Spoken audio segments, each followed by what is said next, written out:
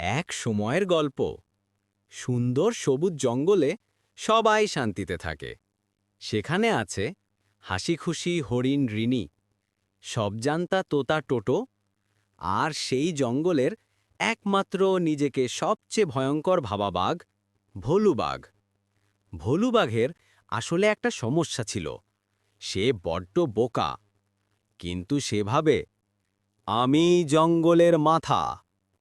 একদিন ভোলু গর্জন করল, "রার!" আজ আমি নাস্তায় একটা হরিণ খাবো। তোতা টোটো দূর থেকে হাসল। হরিণ?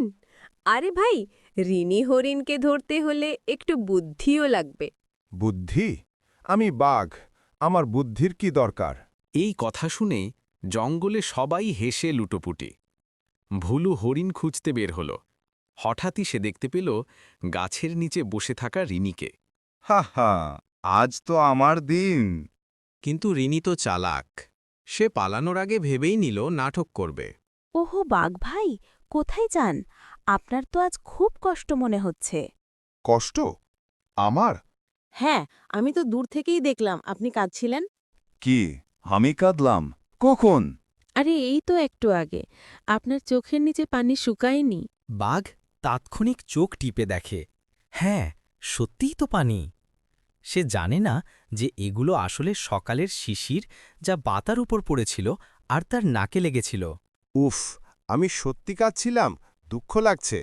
জঙ্গলে তোতা টোটো দূর থেকে ফিসফিস করে, বাঘটা তো পুরো হাঁদারাম। আপনি এত বড় বাঘ হয়ে কাঁদবেন, এটা তো ঠিক না। চলুন, আপনাকে আমি একটা জাদুর ঝর্ণা দেখাই। ওটার পানি খেলে আর কখনো মন খারাপ হবে না। ভোলু শুনেই খুশি। ও, তাই নাকি? তাহলে তো আমাকে অবশ্যই যেতে হবে। যেখানে রিনি তাকে নিয়ে গেল সেটা আসলে ছিল একটা ছোট খোলা গর্ত, যেখানে পড়ে গেলেই কাদায় ভিজে বাঘের দেহ পিচ্ছিল হয়ে যায়।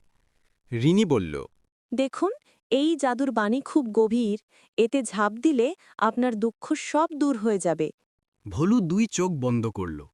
আমি ঝাঁপ দিচ্ছি। ছপাত, বাঘ সোজা কাদার মধ্যে পড়ে গেল। রিনি হেসে গড়িয়ে পড়ার উপক্রম। রিনি, ওহ, আপনি তো জাদুর পানিতে স্নান করলেন। এখন আপনি সুখী।